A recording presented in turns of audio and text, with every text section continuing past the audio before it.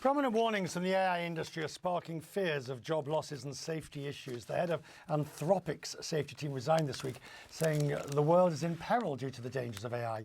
The comments echoed a researcher from OpenAI who's also leaving the country and on Wednesday, a post from the CEO of HyperWrite AI issued a dire warning. He wrote that the current period is like February 2020. We're in this, it seems, overblown phase of something much, much bigger than COVID. The CEO and co-founder of Other Side AI, Matt Shumer, is with me. That's the company behind HyperWrite AI. Okay, sir. So this is what, I mean, let me read one more quote that you say, you know, I've always been an early adopter of AI tools, but the last few months have shocked me. These new models aren't incremental improvements. They're a different thing entirely. So what is going on that's got you so upset? First of all, thank you for having me. I think this is a really important thing to talk about, so I'm glad we're having this conversation.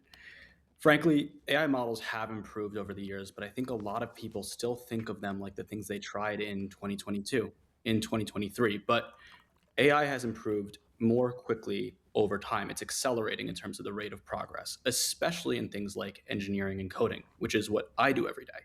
So the idea here is if AI is, let's say, at level 50 at coding, it's probably at level 20 at most other things, but the next AI is going to be at level 50 on everything else and level 100 on coding. And very, very recently, a new string of AI models came out, one in particular that I was a little, say, spooked or amazed by, that frankly can do pretty much everything I can do when it comes to engineering. And in a lot of ways, it's quite a bit better and more thoughtful than I am.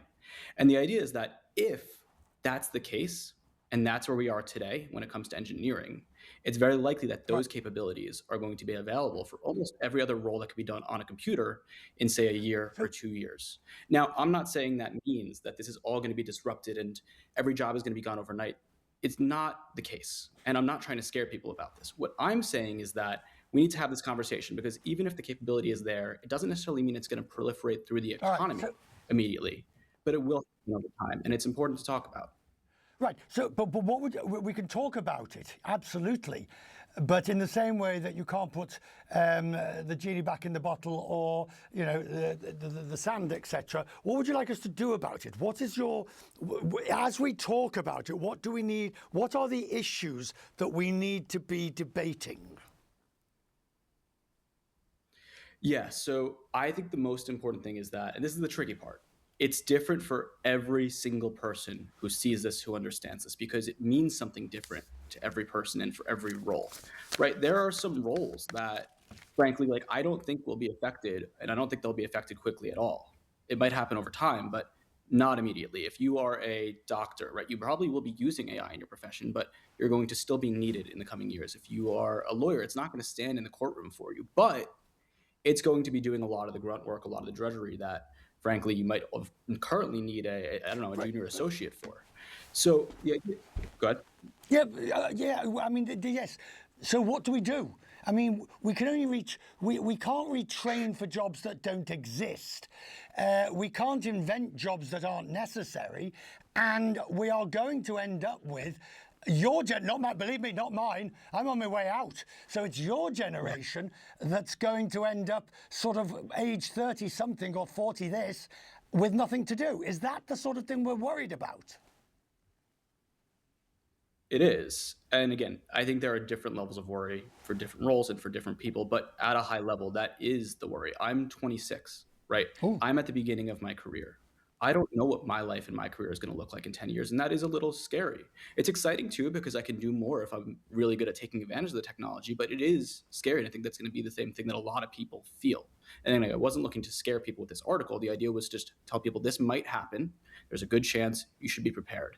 I do think, though, that people should be spending more time, and especially these corporations that are working on this AI, right? The ones that are actually building it, not just using it.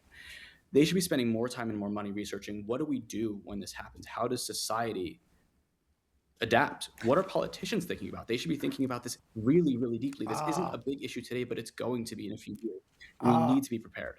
But isn't the real problem, you put your finger on it, sir, isn't the real problem, as you say in this article, It's more like the moment you realize the water's been rising around you and it's now at the top.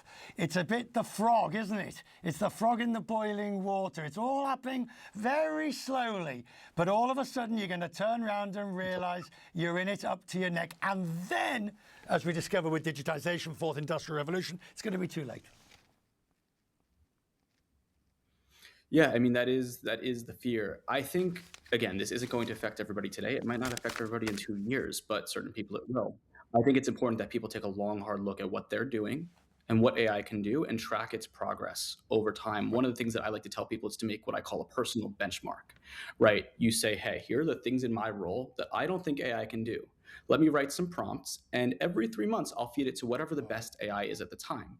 And over time, you can see how it improves on those things, and it'll give you a bit of a warning sign. You want to have your own warning bells. All right. But everybody shouldn't go and panic today. We're not there yet. It's just you want to be informed, and you don't want to, dig your heels in and bury your head in the sand. And I do think that politicians need to be talking much more about this. I think that the companies that are working on this, they talk about this, but I think the reason my article broke through is because I'm the first person to try to say, hey, look, people that are outside of tech, here's what's going on in a way that you can understand.